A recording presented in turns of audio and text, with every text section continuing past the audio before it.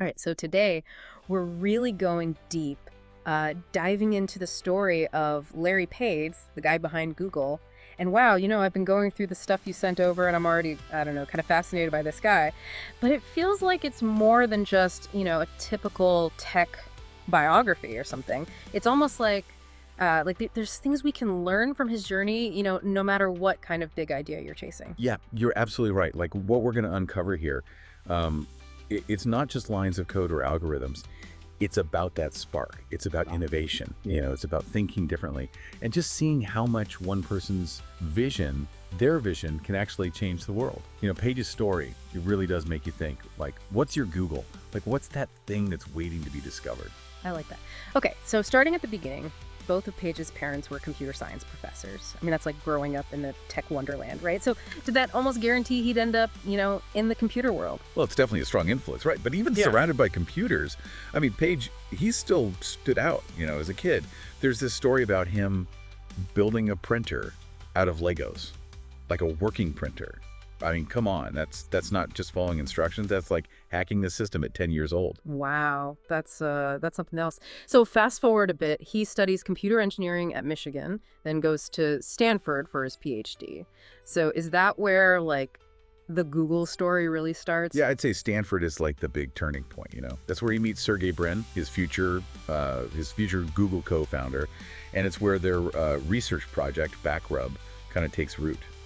And, this is the mid-90s. Think about it. The internet's this crazy, like, wild west of information and search engines. Well, let's just say they were pretty basic back then. Yeah, just matching keywords, nothing really fancy. But Page and Brin, they wanted something more, right? Like something smarter. Exactly. They had this vision for a search engine that didn't just find matches, but it actually, understood how important different pages were. Like it could tell what was actually valuable and what wasn't. And that's how PageRank was born. Instead of just counting, how many times a word popped up on a page, they look at the web structure, the backlinks, kind of like, one page links to another. It's like a vote of confidence. So instead of just finding a needle in a haystack, they figured out how to, like, organize the entire haystack. Yeah, that's a great way to put it. They basically turned the web into this, network of relationships, like a hierarchy of what mattered. And man, that changed everything. That's why we can, find that weird recipe or learn about, I don't know, astrophysics with just a few clicks. Amazing. And they decided to call this revolutionary algorithm Google. I've always kind of wondered, like, where did that come from? Oh, it's not just a catchy name. It's way more ambitious than that. It comes from Google. It's that math term for a 1 followed by, get this, 100 zeros. They weren't just, listing websites. They wanted to organize a practically infinite amount of information. Wow. So from this massive vision, Google is born in a garage. You got it. Menlo Park, 1998. Classic Silicon Valley startup story. They even got their first bit of funding from Andy Bechtolsheim, the Sun Microsystems guy, $100,000. That's got to be a huge leap of faith, right? You really got to admire those early supporters, like believing in something that, well, honestly, probably sounded crazy to most people back then. Oh, yeah. But that crazy idea turned into one of the biggest IPOs ever. It was just 6 years later, 2004. Google goes public, raises, get this, $1.67 billion. And with Page in charge, they didn't just stop at search. Gmail, Google Maps, Android. It's like they knew what we'd need before we even knew it. It's pretty mind-blowing how much Google shaped, well, everything we do online. But was it just like pure brilliance, or was there something about Page's style, his leadership that helped build this whole empire? Page was definitely not your typical CEO. He had this almost radical belief in innovation, even if it meant big risks, even if it meant, failing sometimes. And that's where the idea of moonshot thinking comes in. Oh yeah, moonshot thinking, I've heard that a lot. But what did that actually look like, in action? How did Page take these big moonshots and make them real? Well, that's what we're going to get into next. Get ready for some seriously ambitious projects because, well, Google under Larry Page was not afraid to think big. So, we were just talking about Page's leadership and his whole moonshot thinking thing. Yeah, so like how did he actually, make that happen at Google? I mean, it can't just be about telling everyone to go big or go home, right? You're right. It's definitely more than that. Page, he really believed in like giving his employees the freedom to try things, experiment. And really important, he gave them permission to fail, like not be afraid to mess up. He got that not every moonshot, is going to hit the target, but just the process of learning from those, attempts.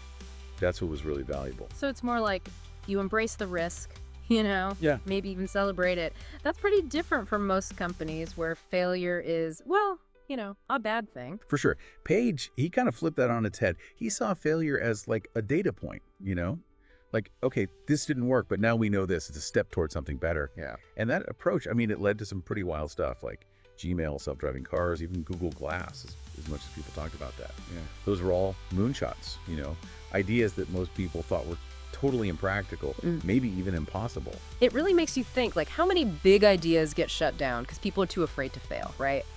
Page seemed to get that to do something really groundbreaking, you got to be okay with getting outside that comfort zone. Absolutely. And it wasn't just about, taking risks just to take risks. Page was smart about it. He could see where technology could actually make a difference, like, helping people access information, finding new energy solutions, pushing AI forward. Speaking of AI, that seems like the core of where Google's going, and it's definitely an area where Page has been super involved. Do you think, his vision for AI, will it keep shaping how AI develops, in the future? I don't think there's any doubt about that. Page has talked a lot about how AI has this potential to solve some of, humanity's toughest problems, but he's also been, conscious about the ethics of it all. AI, it's complicated, and I think his focus on developing it responsibly, that's going to be a lasting impact. It's a good reminder that, big tech power, it comes with big responsibility, right? But it's not all just AI and moonshots, We've been talking a lot about innovation, but there's another side to Page's story, I think. Something that maybe doesn't get as much attention, his commitment to simplicity. Oh, definitely. Even though Google's products and services are incredibly complex under the hood, Page always focused on the user experience. He believed that technology, it should be accessible for everyone, even if you're not a tech expert. Yeah, that's so true. Think up of Google Search. It's like one of the most sophisticated pieces of technology ever, but the interface is so easy, anyone can use it. My grandma can use it, and she still thinks the cloud is something that, reigns. That's a perfect example of what Page wanted. Taking something super complex and making it disappear behind, a simple interface. Yeah. And that design philosophy, it's had a huge impact on the whole tech industry. Yeah, that's a huge legacy. Page didn't just build a company, he changed how we interact with information, with technology, with the whole world, really. But even with all the success, Google's had its share of criticism, especially about their influence and all the data they collect. How do you think Page dealt with those kinds of challenges? Yeah, it's true. As Google got bigger and more powerful, people started asking tougher questions, about privacy, data security. What are these tech giants responsible for? Page often said that Google's whole mission, it was to organize the world's information and make it useful for everyone. And that meant, collecting and analyzing a lot of data. It's a tough issue, no easy answers. But it seems like these questions about, what role technology should play in society, they're more important than ever, right? As we're wrapping up our look at Larry Page, what do you think will be his, most lasting impact? What's the one thing that will still be shaping tech, years from now? That's a good question. I think it's more than just one thing, really. There's the practical impact, the products and services we use every day. And there's the cultural shift, like how he made moonshot thinking normal, even celebrated it. But if I had to pick one thing, I'd say it's this. Larry Page showed everyone what's possible when you have a bold vision and you're willing to work hard to make it happen. He didn't just dream big, he built the tools to make those dreams a reality. That's probably the most inspiring part of his story, right? We might not all be Larry Page, but we can all learn from how he did things, how he pushed boundaries and wasn't afraid to challenge, how things were always done. So as we go into the last part of our deep dive here, let's think about the future. What can we learn from Page that will help us, navigate this crazy world of tech that's always changing? Stick with us. We'll be right back to explore that very question. So we're back. And we've been talking about Larry Page, from those early days messing around with Legos all the way to building one of the biggest companies in the world, really changed things. Yeah, it's a pretty wild story. And as we wrap up this deep dive here, I think, we got to look beyond just Google itself and really think about, what we can all learn from Page's approach, his way of thinking, and how we can use those lessons today. For sure. We've talked about that moonshot thinking, that willingness to go after problems that seem impossible, you know? But how do we actually, like, in our own lives or work, how do we do that? It's easy to just get stuck in the day-to-day, right? It is. And Page, he knew that. He actually built like systems at Google to encourage people to think that way. Like, 20% time, where employees could spend like a fifth of their week on projects they were passionate about, even if it wasn't, directly related to their job. That's actually how Gmail got started, Really? Wow, that's amazing. So it's about making space for those, those what-if moments, even if they sound kind of crazy at first. Exactly. And not freaking out about failure. Page used to say, if you're not failing sometimes, you're not aiming high enough. It's all about how you look at failure, See it as feedback, as part of the process. You got to get things wrong to get to the right answer. That's a really good point. But it's not just about those huge, revolutionary ideas, right? We've also seen how Page, he always emphasized keeping things simple, user-friendly, even with really complex systems. Oh, yeah. That's a principle that applies to, almost anything. Whether you're building a product, explaining an idea, even just, organizing your own life, being clear and easy to understand, it goes a long way. Page really got that technology should, work for people, not the other way around. It's kind of funny, right? Here's a guy who, changed how we find information, but he was also, like, careful about information overload. He talked about filtering, prioritizing, making sure technology doesn't just take over our lives. He was way ahead of his time on that one. In a world where we're constantly getting hit with, data, notifications, all these things demanding our attention, Page's focus on being intentional with technology, it's more important than ever. He wanted us to, really think about how we use tech, make sure it's actually making our lives better, not running the show. It's a good reminder that we actually have a choice, right? We don't have to just be, passive users of tech. We can be the ones shaping it, using it to build the future we want. Exactly. And that's really the core of Larry Page's legacy, I think.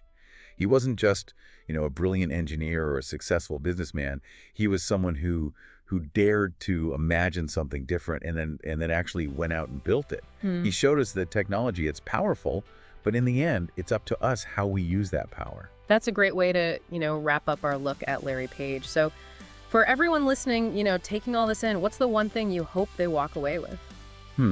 I'd say don't underestimate the power of your own ideas. Don't be afraid to, think big, challenge the way things are, be open to the unknown. Like Larry Page's story, it shows us that the world is full of possibilities just waiting for us to, discover them. Couldn't have said it better myself. And on that note, we'll leave you to, think about all those possibilities.